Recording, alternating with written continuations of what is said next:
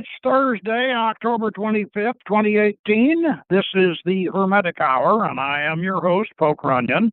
And tonight we present a discussion on the late medieval astrologer-magician Cecco d'Ascoli, who was burned at the stake by the Inquisition in the year 1327 AD for publishing books connecting astrology with magic, necromancy, and demonology.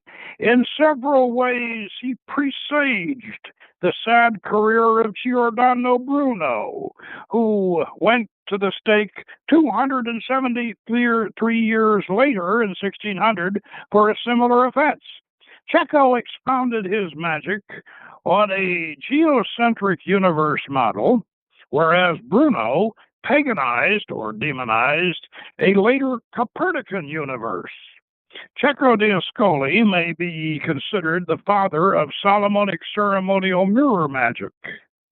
One of his most heretical revelations was a description of summoning, evoking the demon Floron, Floron, in a mirror of polished steel. Floron had fallen from the Order of the Cherubim and served under the Goetic king Amaymon.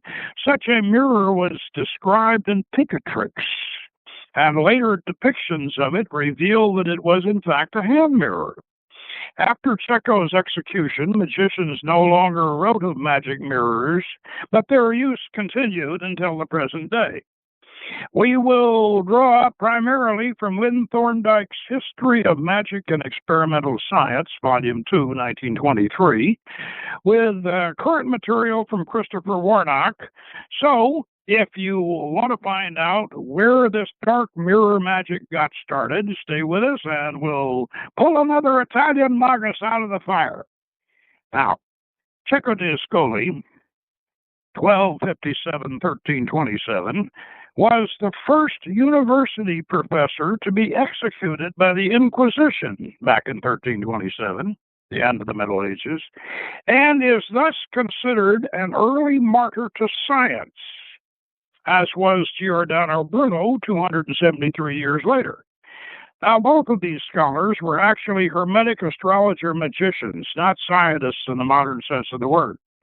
Cecco was executed in the 14th century for publishing heretical theories based on the universe model as defined in the sphere of Sacrobosco, which was essentially Dante's geocentric configuration, whereas Bruno was barbecued at the beginning of the 17th century on similar charges using the Copernican model. Now, he was also hailed as a martyr to science. Now, we have already dealt with Giordano Bruno in a previous review of Francis Yates's 1964 Giordano Bruno and the Hermetic Tradition 2 weeks ago. So, let us now go back to the early dawn of the Renaissance and consult Lynn Thorndike's 1923 essay on Cecco d'Ascoli from Volume 2 of his monumental 8-volume work, A History of Magic and Experimental Science. And by the way, this is one of the first items I acquired from my library back when I started building my library after I discovered the secret of Renaissance mirror magic. It was this 8-volume set of the history, magic, and experimental science. Now, Cecco was a professor of astrology at the University of Bologna in Italy in 1322. Now, he knew the poet Dante, whose work became sanctified by the Roman Church, and Cecco published a similar poem himself, which some of his critics considered a heretical parody of Dante's Divine Comedy. But the main heretical charges against Cecco arose out of his commentary on the sphere of Sacrobosco. Now, because this sphere of Sacrobosco is so important, I want to read a little description of it from Christopher Warnock's Renaissance Astrology website. The sphere of Sacrobosco was a very popular medieval and Renaissance textbook on Ptolemaic astronomy composed by an English astrologer, astronomer, and mathematician, John of Sacrobosco, in the 13th century. And since the geocentric Ptolemaic astronomy was the basis of traditional astrology, the sphere of Sacrobosco was a key introductory text for astrologers covering the basics of celestial circles, poles, meridians, ecliptic, of the zodiac, and the signs and the movement of the planets. Now, one interesting aside for moderns is the various proofs that the Earth is a sphere, which was well known to the ancients and medieval worlds, despite the self-flattering modern flat Earth myth. The sphere of Sacrobosco circulated widely in manuscript and attracted many commentators. Among them was Cecco de Ascoli, the 14th century Italian poet, physician, and astrologer. Cecco wrote what has been described as a necromantic commentary on the sphere of Sacrobosco because of his frequent references to magical works and spirits. His commentary also includes interpretations of the natal chart of Jesus. All of these were dangerous subjects, and Cecco was arrested by the Inquisition and burned as a heretic in 1327. The portion of Cecco's commentary, translated below, discusses various divisions related to arcs and the signs of the zodiac. Cecco explains how different divisions of the zodiac are used for astrology and for magic. Now, we're not going to get into that because that part of. However, for those of you who are interested, go to Christopher Warnock's Renaissance Astrology website, and you can read all about the arcs and all, and you can see also. You can see reproductions of Cecco's images of the signs of the zodiac, which Christopher Warnock has. Now, the sphere, as we said, was popular in the 13th century astrological textbook based on the geocentric model used in Ptolemaic astrology and astronomy, from which Hermetic and Kabbalistic configurations, such as the Tree of Life, were derived. And as we have noted, Giordano Bruno later advanced these Hermetic configurations to the Copernican model. Now, Cecco made two big mistakes in his commentary on the sphere. He presumed to cast a natal horoscope for Jesus Christ and suggested that his divinity was determined by planetary, in effect, demonic configurations. And his second mistake was describing a magic mirror which could summon a Goetic demon named Floron, from which he claimed to have received revelations. And even after Cecco's execution, along with all the copies of his books being burned along with him, the mirror of Floron went on to become standard equipment for Renaissance ceremonial magicians, even though they were afraid to write about it. Anyone possessing a book by Cecco de Ascoli was subject to excommunication, and anyone perpetuating his writings would be suspect. The demonizing of the magic mirror persisted even after the Reformation. Crystals were acceptable for angelic visionary use, but mirrors were considered evil. Many modern scholars and practitioners of magic seem to ignore this, and even suggest that mirrors were not used in ceremonial magic. Although recently, 17th century manuscripts from Central Europe have come to light, which document the continued use of Cecco de Ascoli's Mirror of Floron. At this point, I'm going to pick up Lynn Thorndike's first volume, is about 1,000 pages long, and I'll pick it up and we're gonna read the master's essay on Cecco de Ascoli. We'll read the whole thing because it goes on for about 40 pages, but we will read the pertinent parts about the Mirror of Floron, especially what we're talking about. Okay. This is Lynn Thorndike. The fact, however, that the Church disapproves of magic and vituperates it does not restrain Cecco from frequent citation of books of magic, such as Liber Artis Magicae of Apollonius, nor from retailing to his students much information concerning spirits in the sky and necromancy. Thus, when Sacrobosco mentions the 4 points of the compass, Cecco is reminded of a statement in the Liber de Ordine Intelligentorium of Hipparchus that certain princes of the demons occupy the 4 parts beneath the sky. For expelled from heaven, they occupy the air and the 4 elements. When Sacrobosco speaks of the zenith and poles in a purely astronomical way, Cecco again quotes Hipparchus as saying, "O wonderful zenith and godlike nature," etc., after the manner of an invocation, and Solomon in the Liber de Umbris Idearum as exclaiming, "O Arctic mane, so antarctics propelled by divinity, why do natures so great and noble seem to be enclosed in mineral species?" This last remark, Cecco explains, refers to the responses given by these spirits in metal mirrors. When Sacrobosco treats of climates, Cecco remarks that the word may be understood necromantically as well as astronomically. Zoroaster, the inventor of the magic art, according to Cecco, uses the word in the necromantic sense when he says, "For those climates are to be marveled at, which flesh of corpses and human blood give responses trustworthily." By this, continues Cecco, stand these 4 spirits of great virtue, who stand in Crucitatis Locus, that is, in the east, the west, the north, and the south, whose names are Orions, Amaymon, Paimon, Agim, spirits who are of the major hierarchy, and who have under them 25 legions of spirits each. This is beginning to sound a lot like the Goetic. Therefore, because of their noble nature, these seek sacrifice from human blood, and likewise from the flesh of a dead man or a cat. But this Zoroastrian art cannot be carried on without great peril, fasting, prayers, and all things which are contrary to our faith. Our faith. He's trying to cover himself there.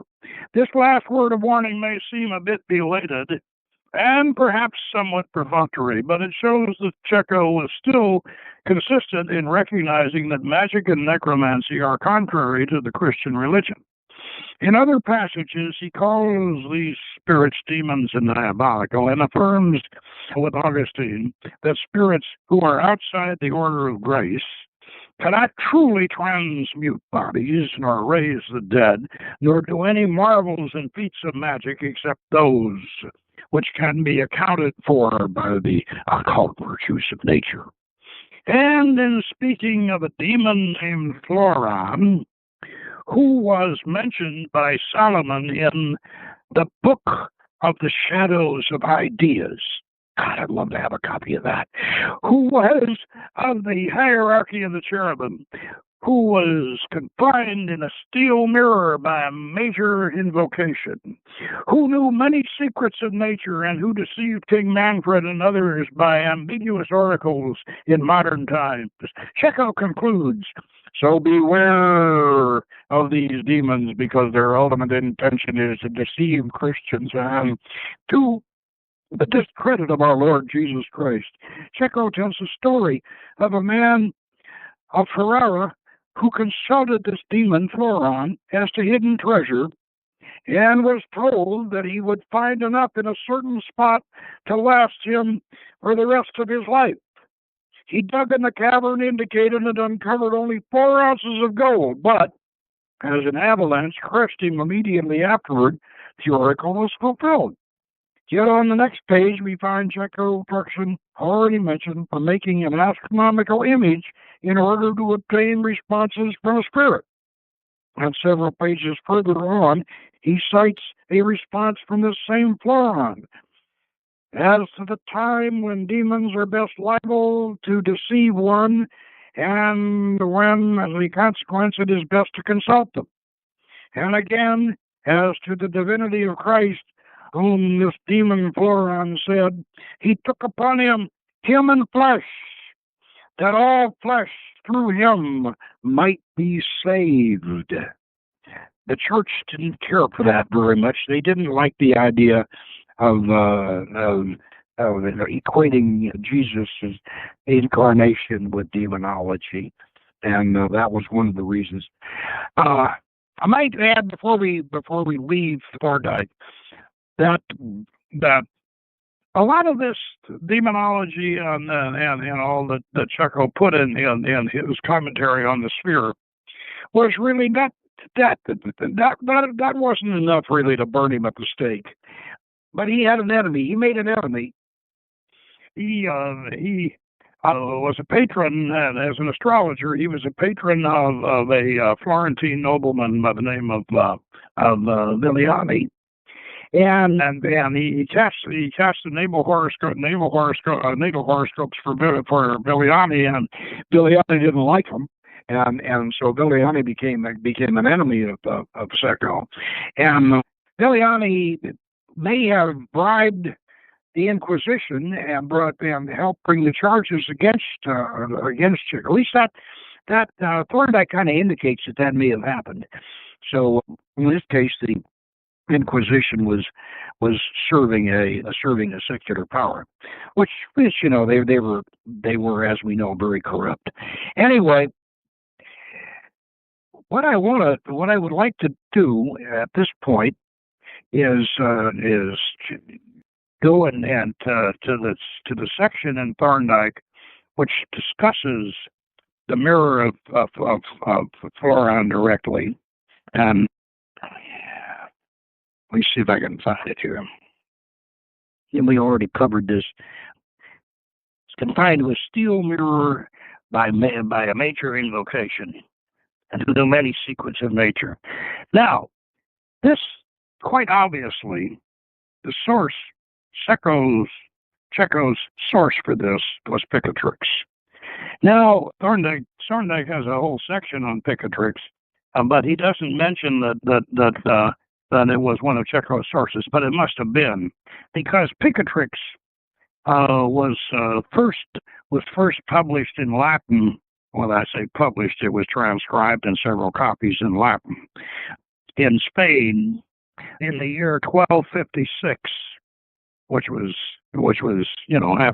half a century before Cecco, and so there were plenty of copies of Picatrix in Latin circulating around Europe by the time Cecco got going. Now, Picatrix is obviously, as I say, a source for Cecco, and it's also a source for the Mirror of Floron. Now, for those of you who are not familiar with Picatrix, it's an astronomical grimoire that was compiled by the Arabs, and it's called the Wisdom of the Sages, and it was the Latin version is referred to as Picatrix. Nobody knows quite why they call it Picatrix, but that's what the European Latin version's called.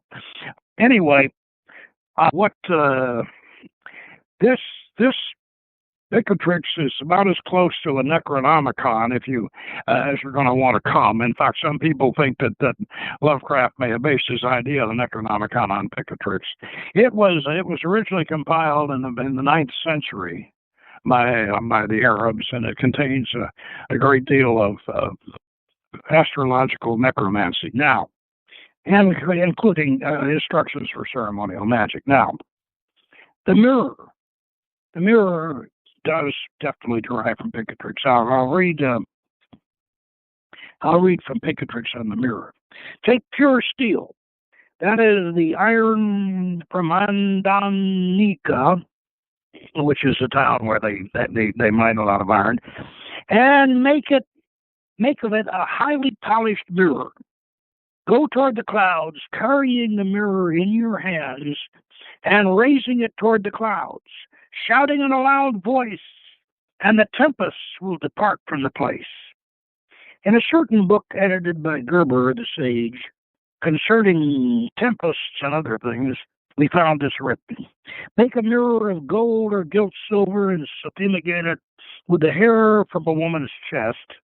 I think you're a little high on that, which you moisten with your semen, and then fumigate it with threads from her garments.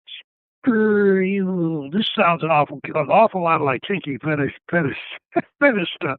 After you wash yourself, look into it, and you will make her image appear in the mirror, followed immediately by yours, and at first yours and then hers. This experiment is something that Ptolemy of Babylon said, and 3 sages from India found it in Egypt. And they proved that this mirror ought to be made when the moon is in conjunction with Jupiter and gilded or furbished when the moon is with Venus. But I wish to tell you the composition of the mirror and how it is to be worked and kept. For this reason, that all the nature of humanity enters into it. Temper the mirror with live and natural blood, and then fumigate it, and then write on it the names of the 7 stars, their 7 symbols, and the names of the 7 angels and 7 winds. Now the names of the 7 stars are these: Zohar, Musteri, Marek, Janez, Zohara, Hotarid, Al-Kamar, and these figures are written in a circle around the outer edge. And we have a series of very interesting looking sigils, and they are in a ring.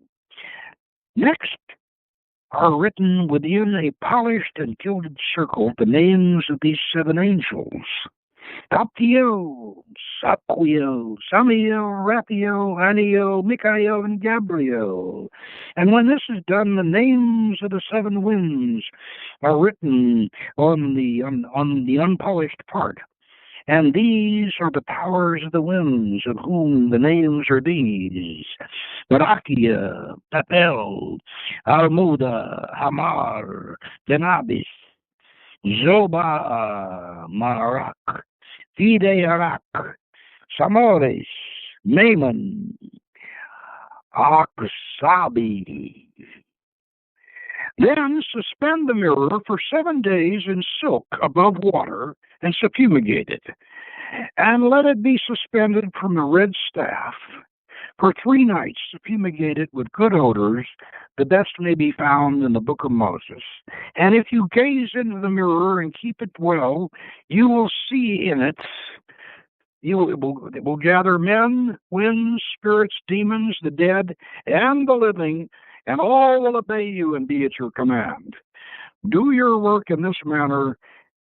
The fumigation is of the 7 things proper to man, that is, blood, semen, spittle, earwax, and tears of the eyes, feces, and urine. So fumigate with this, and instruct the winds as you wish, and they will do your will. Keep this, and you will experience all that I have said to you, for you will have the power of the winds, men, and demons, and they will come obediently to you.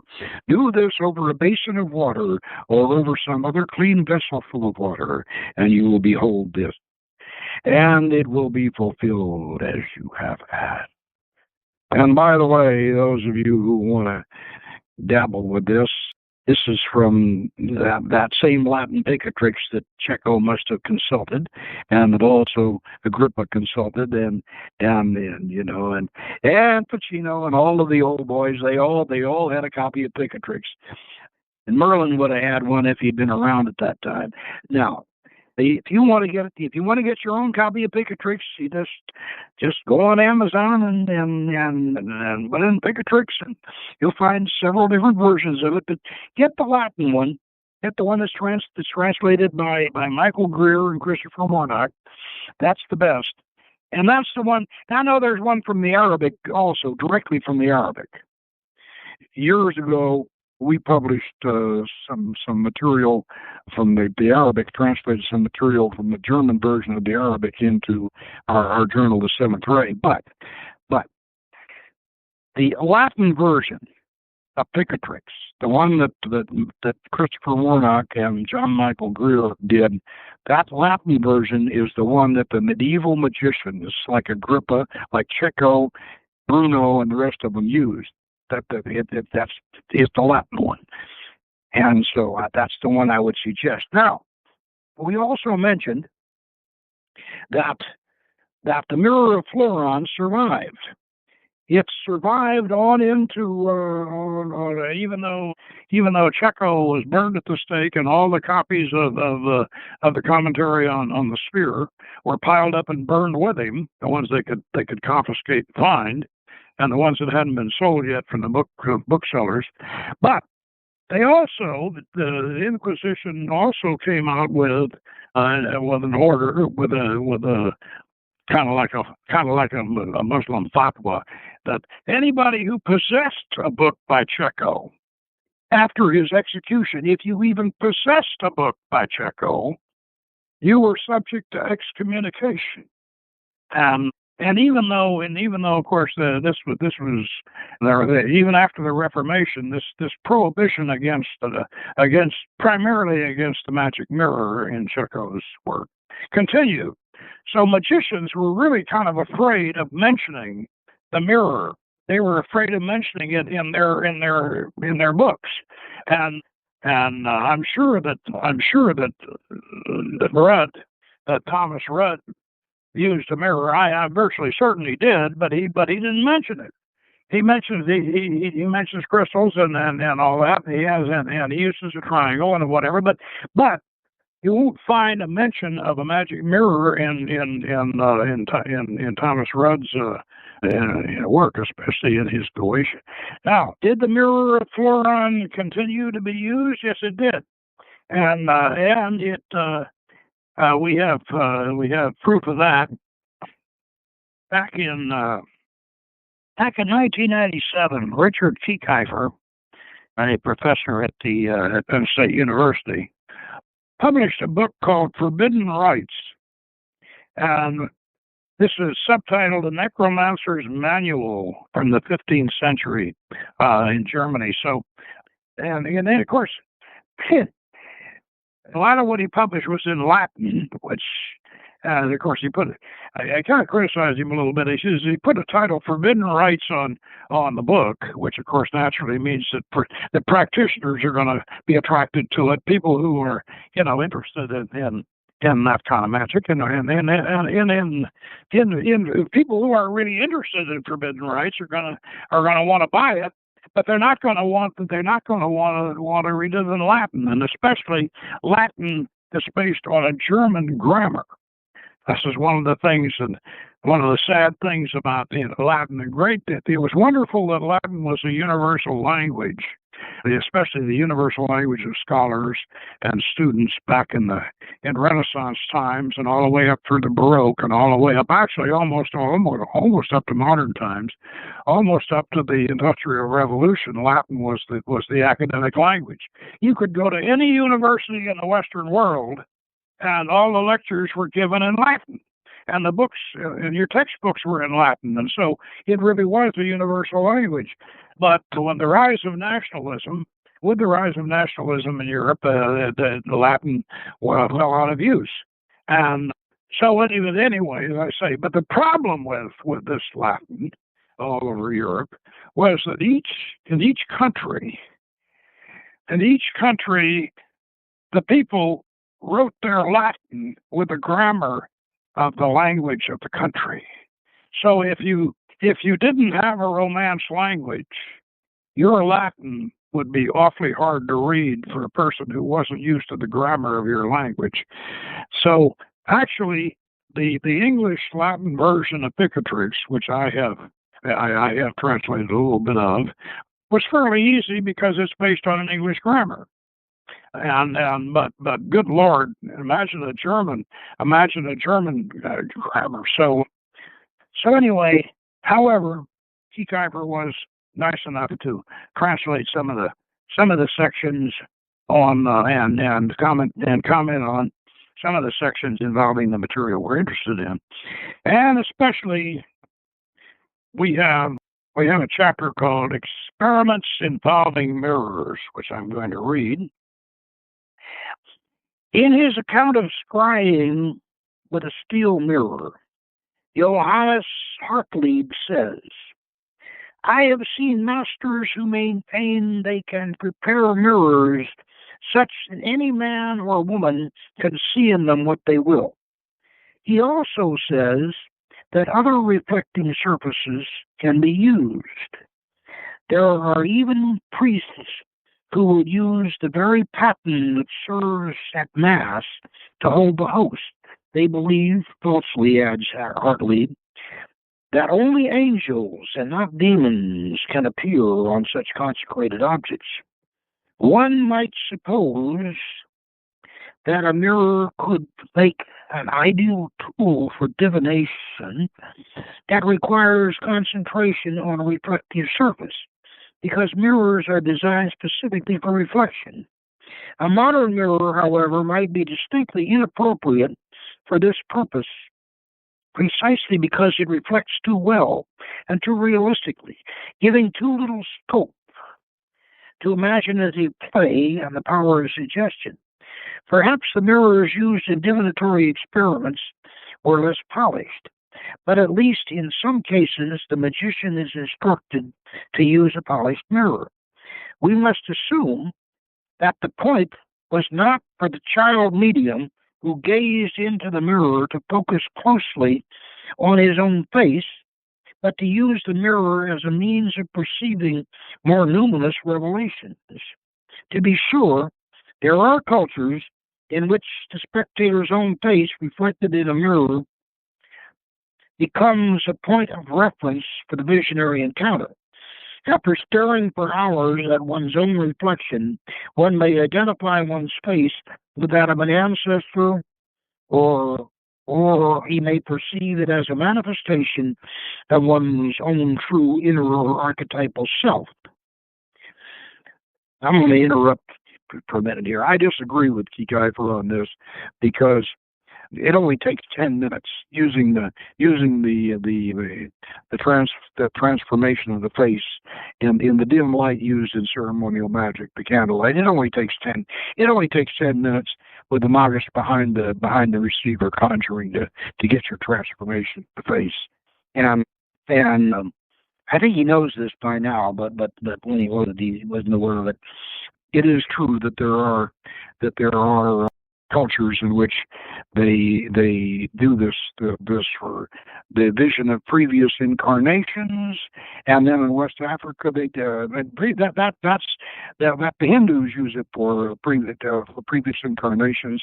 The West Africans use it for the conjuring visions of their ancestors, and of course we use it for conjuring Goetic spirits. And in the Munich manuscript, however, there is no suggestion that the medium's own realistic image plays any role whatever.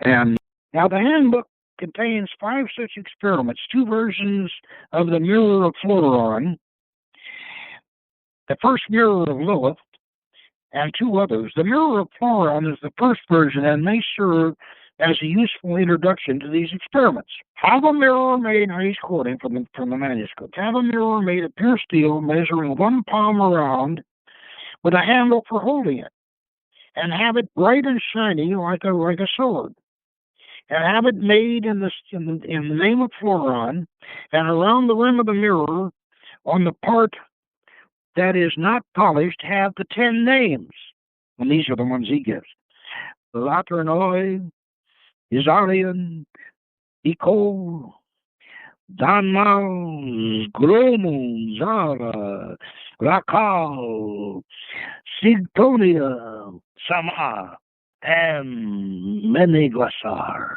inscribed with 10 characters with the name of the aforesaid spirit, Floron, written in the middle. And after it's been made, it should be anointed with pure and bright balsam and fumigated with aloes, ambergris, myrrh, and white frankincense. When this has been done, the manner of this work should sit, when this is done, the master of this work should sit and have this mirror held in the hands of a virgin boy before his chest. The master himself should be bathed and dressed in clean garments. Before he begins to exercise this work, he should sprinkle the air with honey, milk, wine, mixed together in equal proportion, while saying, "Oh, Floron, respond quickly in the mirror as you are accustomed to appear." When he has said this, he should read this conjuration before the mirror. And this conjuration goes on and on for a couple of paragraphs. It's basically barbarous names. It's not like an Okian. It's just this is barbarous names like the Memoria Minorius, and they're I read a little bit of it. Bismillah, Arate, Mem, Lisbis, Gasin, Gasin, Galasin. That's basically glossalia. It has no syntax or grammar. But anyway, when he's done with it, when he has recited this conjuration, the master should look at the mirror, and he will see an armed knight seated on a horse, and his squire accompanying him. The knight will dismount from the horse, and his squire will hold the horse. He will greet the knight with the words, Desperia, Decente, Visileber, Cameo. And then the master may ask him about past, present, and future things. And he will at once give a full response in writing. This should not seem unbelievable to you. Whoever may execute this work, or when you have carried out these things 9 times, the same spirit will clearly reveal face to face orally all things which previously he indicated in writing. And so, when you have completed everything according to your will, command this spirit to withdraw in peace and return according to the command of his master when he was summoned. Now, the second version of the mirror of Floron adds certain details.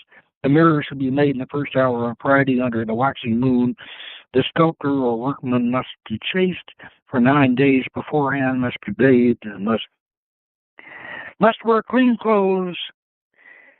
The words in which the master conjures the spirit are identified implausibly as Chaldean, the master greeting the knight as Parate in Silipio Chroman. I think that's German Latin, which approximates an obviously meaningful statement, even less than the greeting in the first version. And the knight who has at first answered questions in writing will answer at night and orally throughout the day, revealing all things beneath the moon. Now, I want to make an observation here. Talking about the spirit not only revealing but writing. Now, if you're using a medium, well, he says a 12-year-old boy holding the mirror. Now, remember, the mirror of Floron is a hand mirror. It's got a handle on it. And so the kid holds this thing up in front of his chest with both hands, and the operator, the magician, is supposed to look into it. Now, and is supposed to see the visions in the mirror. But the voice of the knight, in this case, the spirit that appears in the mirror, whatever the spirit is, should probably, if the kid is the medium, should probably come out of the kid's mouth, and it should be, should come out of his subconscious, and as far as writing is concerned, now this is something that a lot of people, especially credulous individuals, don't understand. The magician has a liber spiritum, a spirit book, and the spirit is supposed to sign the book and give you his sigil, and sign the book, and then you can call him again using that name and sigil, okay, and that signature. Now, the way that works, the way it really works, is that the magician or the medium, one or the other, the magician or the receiver, whichever one is receiving the vision, gives their hand to the spirit. And the spirit then takes their hand, and just the same way as he would take their voice and speak through their subconscious, they would take the hand and write in the book, and that's the way it works, and that's the way it's done. But because magicians didn't want to actually reveal that, they said the spirit will sign your book and give you such a. But they didn't want to tell you that they were giving the spirit their hand to do it. But that's what they actually did do. Now, I know somebody's going to disagree with me on that, and there are some credulous people out there who actually think that these spirits physically appear and do all these things, including coming over to your work table and signing your book for you and all of that. Well, maybe that happens for them, and I think they've got the same problem that John Nash had, if you remember Seeing a Dangerous Mind. And my answer to that is if they do that, then you'd better be as good an exorcist as John Nash became, because that's the way he was able to continue as a professor at Princeton was becoming his own exorcist, so he could banish these people. And you better be able to do that, because the proper way to do it, as I said, is either you, or if you're using a medium, and I know some magicians who do use mediums because they can't do it themselves, you let the medium have the pen and let them sign the book, let the spirit sign the book, and let the spirit speak to you through their voice. And then you can see the vision in the mirror, or if you have the medium looking at the mirror, the medium will see the vision and speak and write. That's the way it's really done. That's the way it always has been done. And but as I say, there are some people who don't believe that. But that's it. That's the way it's done. Now, the first mirror of Lilith, spelled Lilith or Lylet, is dedicated to this ancient Hebrew demon and her followers and her knights. And although the text seems to slip into calling the spirit Balit before the experiment is over, the master commands these demons to appear in non-threatening form and answer questions. The mirror itself can be made in the form of a shield, but need not be, and the master prays to Lilith to come in her own appearance, not in that of ravens, conjuring her to sit with him wherever the master wants, and she will appear in a mirror with two or more servants and will tell the truth or give appropriate signs regarding a theft, murder, or other circumstances. Now, so as we see, Cecco's magic mirror, the mirror of Floron, not only survived, and I believe inspired the lesser key of Solomon's book, the Goetic, which we've used for years and years. I think it inspired that, but also it inspired numerous Renaissance and later Baroque magicians to use these mirrors. And the mirror of Floron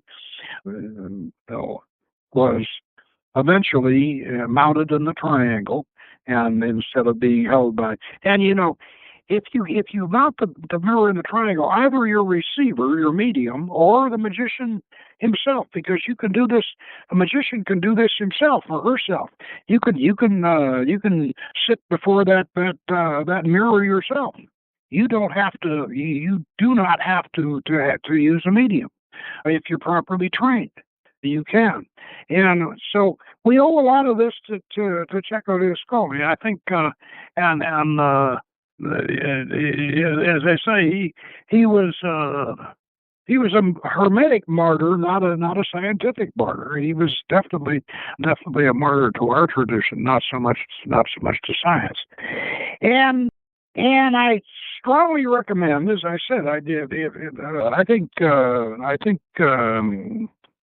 Richard Kiekheimer's Forbidden Rites is a good book to have, but I think for those of you who are really interested, get a copy of Picatrix. This is really the source of so much Solomonic magic comes from Picatrix. And astrological magic comes from Picatrix. And as I say, John Michael Greer's translation is very, very good. And so we have filled out our study of martyred Italian magi.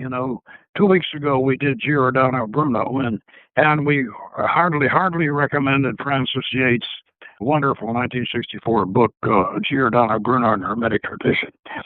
So if you enjoyed this show, and you might want to go back, you go in our archives and go back 2 weeks ago and listen to the Giordano Bruno show. You'll find that Cecco and Giordano, although separated by almost 300 years, they still had a lot in common. And so that concludes tonight's Hermetic Adventure, and we'll see you next week. And until then, good magic.